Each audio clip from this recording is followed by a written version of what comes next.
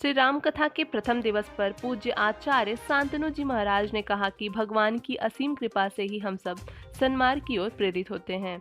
माता पार्वती के संग का समाधान करते हुए महादेव ने बताया कि देवी ईश्वर सरगुण भी हैं और निर्गुण भी।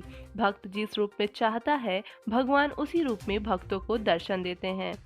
मानस की महिमा बताते हुए पूज्य महाराज जी ने कहा कि ये रामायण कल्प वृक्ष के समान है। इसको गाने वाला जो चाहता है वो उसको मिलता है, परंतु शर्त यह है कि इसे निर्मल मन से गाया जाए। भगवान शिव के विवाह की कथा सुनाते हुए पूज्य महाराज जी ने कहा कि शिव और पार्वती श्रद्धा और विश्वास के प्रतीक हैं, इसलिए राम कथा में पहले शिव और पार्वती की कथा है। पूज्य महाराज जी ने भगवान शिव की बारात का दर्शन कराते हुए कहा कि उनकी बारात में भूत प्रेत भी शामिल थे, परंतु वे भी बहुत ही संयमित थे। आज की क्या स्थिति है, हम सबको इस पर विचार करना चाहिए। साथ ही साथ महाराज जी ने समाज में व्याप्त अनेक कुरीतियों पर कुठाराघात किया। वास्तव में ये राम कथा जगत को पावन करने की कथा है। चैत्र नवरात्रि हिंदू नववर्ष के प्रथम दिन यह कथा प्रारंभ हुई। पूरे नवरात्रि भर यह विंध्यवासिनी नगर कॉलोनी के इस पार्क में महावीर मंदिर के पीछे यह कथा चलती रहेगी। यह कथा रामायणम परिवार काशी के द्वारा आयोजित है। आज भगवान शंकर के विवाह की कथा व रामचरितमानस राम कथा के महात्म्य की कथा का गायन किया गया। गुरुजी, बात की जाए तो नवरात्र भर में जो 10 दिवसीय कथा हो रहा है, और जहाँ तक हम सरकार की बात करते हैं, योगी सरकार ने भी बोला है कि पूरे नवरात्र भर हर जगह अखंड रामायण की पाठ की जाए। तो एक सनातन धर्म के लिए कितनी सुखद जरूरी है। ये सुखद सूचना है सरकार की तरफ से।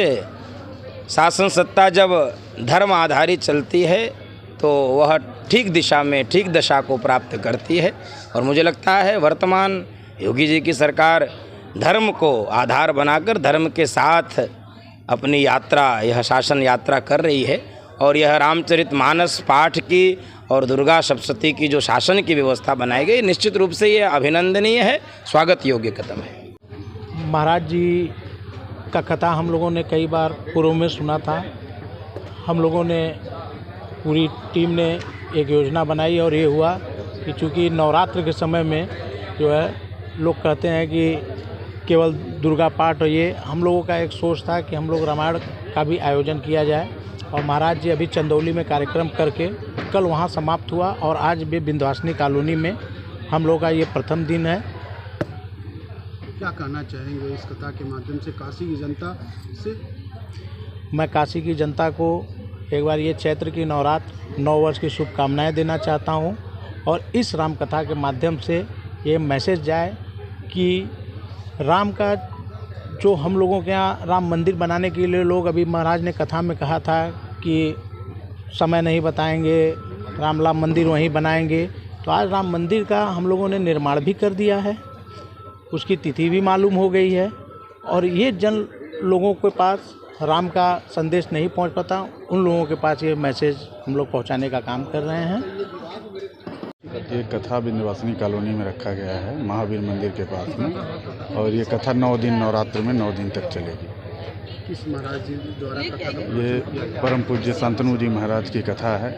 ये जो है प्रयागराज से हैं महाराज जी। इनकी कथा जो है नवरात्रि के उपलक्ष्य में इस पावन पर्व पे विंध्यवासिनी नगर कॉलोनी में 9 दिन के लिए रखी गई है, जिसमें 30 तारीख को भव्य भंडारा किया जाएगा। कितने लोगों के बैठने की व्यवस्था है यहाँ पे? करीब अभी जो है 700 लोगों की बैठने की व्यवस्था है। कल 300 लोगों की और बढ़ाई जाएगी, क्योंकि आज पहला दिन था, तो वो देखने के बाद कल 300 लोगों को की बैठने की व्यवस्था और बढ़ाई जाएगी। महापर्व चल रहा है, क्या कहना चाहेंगे इस कथा के बारे? अब नवरात्र का महापर्व चल रहा है। इस नवरात्र के महापर्व पे लोग आएँ, महाराज जी के मुख से जो है कथा सुने। जो है शांतनु जी महाराज के श्री मुख से जो है नवरात्र में अगर कथा सुने शाम को 3 घंटे जो है, तो इससे आनंद में क्या होगा बनारस में।